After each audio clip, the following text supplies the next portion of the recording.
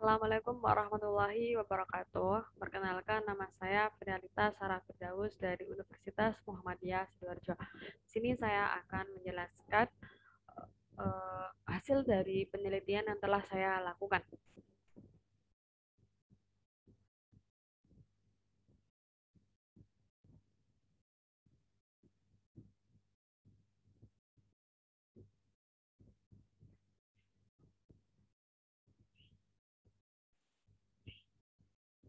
Dengan judul Strategi Kreatif Pembelajaran di SD Muhammadiyah Lab School di tengah pandemi COVID-19.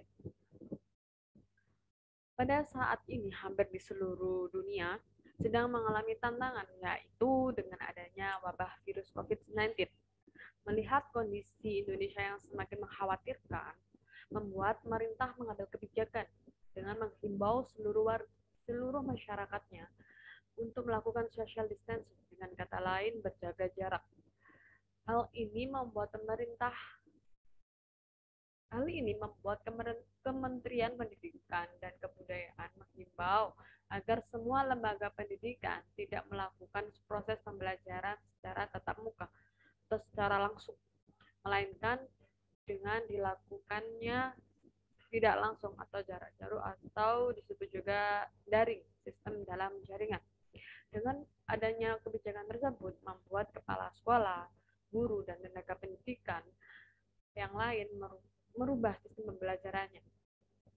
Semua guru yang semua guru harus mampu menyusun strategi pembelajaran yang kreatif dan inovatif yang mampu membuat peserta didik nyaman dan tetap semangat belajar walaupun hanya dari rumah saja. Tujuan dari penelitian ini adalah untuk mengetahui bagaimana strategi kreatif guru SD Muhammadiyah Lab School Umsida di tengah situasi pandemi COVID-19 ini. Metode yang telah metode yang saya lakukan adalah kualitatif, deskriptif, jenis studi kasus. Di sini ada pembahasan yang pertama. Permasalahan pembelajaran dalam jaringan atau daring dalam dunia pendidikan. Pembelajaran dalam jaringan termasuk dalam Undang-Undang Nomor 20 Tahun 2003 yang mana tentang Sistem Pendidikan Nasional Pasal 1 yang menyatakan bahwa pendidikan jarak jauh adalah pendidikan yang peserta didiknya terpisah dari pendidik dan pembelajarannya menggunakan berbagai sumber belajar yaitu teknologi, komunikasi, informasi, dan media lainnya.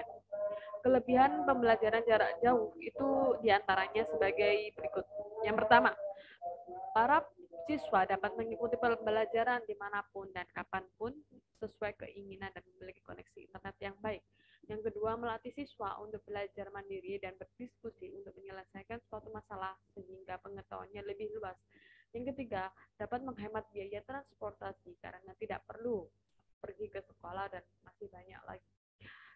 Di sisi lain, jika memiliki kelebihan pasti memiliki kekurangan. Nah, kekurangan di sini adalah yang dimaksud adalah siswa tidak fokus belajar karena gangguan suara dari aktivitas orang-orang rumah.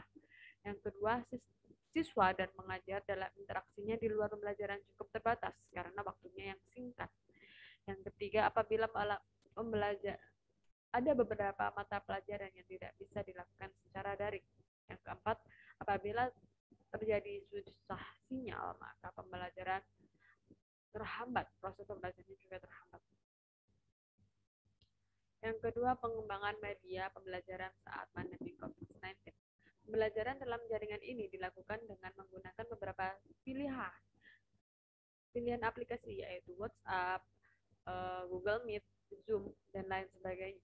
Aplikasi tersebut dipilih karena digunakan sesuai kebutuhan penggunanya dan memudahkan siswa dalam menerima pembelajaran. Oleh karena itu, siswa diperlukannya berbagai macam strategi, baik strategi untuk menarik pendekatan pembelajaran terhadap peserta didik daring, atau strategi agar pembelajaran daring dapat dilakukan dengan efektif.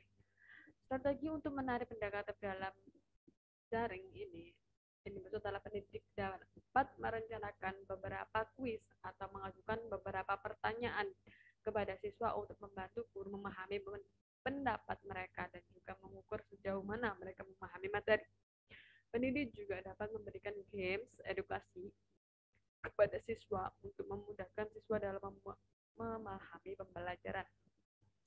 Strategi untuk menciptakan pembelajaran efektif dengan menetapkan manajemen waktu yang mengatur waktu belajar dengan baik teratur supaya siswa masih beranggapan sekarang waktunya sekolah hanya saja dilakukan secara daring.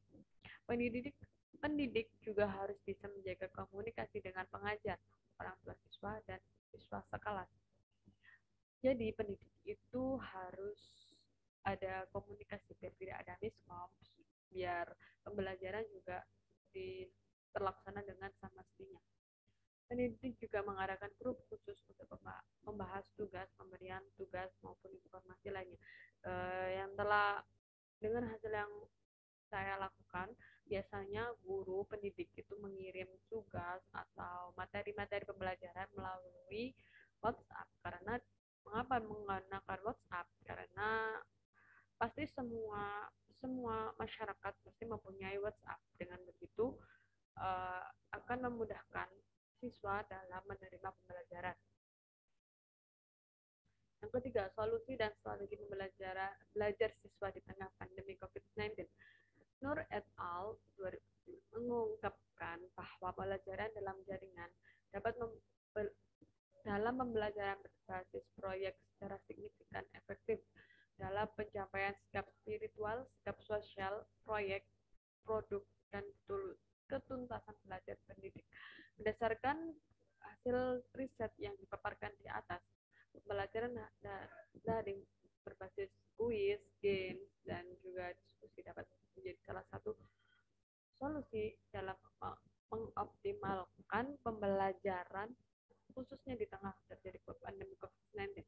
Melalui pembelajaran daring berbasis kuis, games, dan diskusi peserta didik dapat melalui pembelajaran yang bermakna, sehingga pengetahuan dan ilmu yang didapat memiliki arti yang dapat dimanfaatkan sebagai bekal mereka menjadi problem solver dari pembelajaran yang dihadapinya.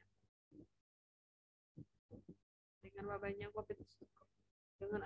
dengan adanya wabah virus COVID-19 ini mengakibatkan sistem pembelajaran di Indonesia mengalami perubahan, yaitu semula tatap muka yang belajar dari rumah kini menjadi pembelajaran daring. Hal ini juga membuat strategi guru SD Muhammadiyah 1 Candi Lab School sudah mengalami perubahan dalam proses belajar mengajar. Ada penjelasan di bawah. Yang pertama, sebelum COVID, strategi yang digunakan adalah exploratory, yang artinya memberikan penjelasan. Pendidik menjelaskan fakta-fakta, gagasan, dan informasi kepada peserta didik. Pada saat COVID-19, strategi yang digunakan adalah inquiry, yang mana guru merangkai kegiatan pembelajaran yang menekan pada proses berpikir secara kritis dan analitis untuk mencari dan menemukan hasil jawaban dari masalah. Yang kedua, sebelum COVID-19 menggunakan metode ceramah, pendidik hanya menjelaskan, berbicara di depan peserta didik. Sedangkan saat COVID-19 menggunakan metode diskusi, pendidik dapat memancing siswa dengan memanggil nama peserta didik satu persatu. Yang ketiga, pada saat sebelum COVID-19, pendidik lebih fokus ke pelajaran, sedangkan pada saat COVID-19, pendidik menggunakan cara bermain belajar. Saat saya melakukan penelitian, saya bertemu dengan Ustaz Amel. Ustaz Amel mengatakan beberapa strategi pembelajaran yang diterapkan pada kelas 2 SD sekolah dasar berikut penjelasannya. Saya sebagai guru kelas sekaligus guru mata pelajaran tema kelas 2 di SD Muhammadiyah 1 Candi Lab School, seperti yang kita ketahui, pembelajaran saat ini berbeda dengan pembelajaran sebelumnya. Dengan adanya COVID-19, kini pembelajaran dilakukan secara daring atau belajar di rumah dengan menggunakan aplikasi Google Meet dan Microsoft Teams. Selain itu, strategi yang kita gunakan pastinya juga berbeda, yang mana biasanya hanya mengirim tugas video melalui WhatsApp, tapi kita mengajarkan dan belajar online saat itu juga. Sehingga peserta didik beranggapan hari ini waktunya sekolah, walau dari rumah. Kami juga menghindari adanya PR, karena mereka masih di usia bermain, bukan penekanan untuk belajar. Pembelajaran Google Meet ini dibuat menjadi 2 sesi, yang mana di setiap sesinya berdurasi 30 sampai 40 menit untuk mengantisipasi kendala pendidik seperti kendala jaringan. Untuk pembelajaran tema, biasanya saya menggunakan aplikasi Spinwheel seperti tebak-tebakan, sehingga peserta didik dapat memotivasi dalam pembelajaran meskipun dari rumah.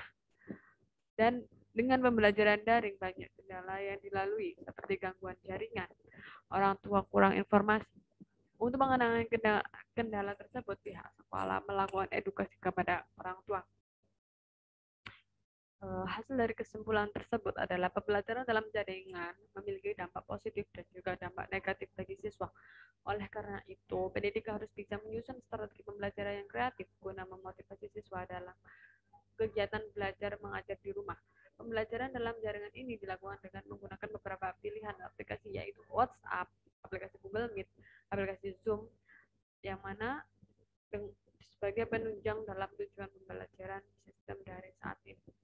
Pembelajaran saat ini menggunakan sistem daring atau online dengan memanfaatkan aplikasi Google Meet. Strategi kreatif guru SD Muhammadiyah. SD Muhammadiyah Candi Lab School menggunakan strategi inquiry, yang mana guru dapat memancing peserta didik untuk berdiskusi untuk mencapai tujuan pembelajaran.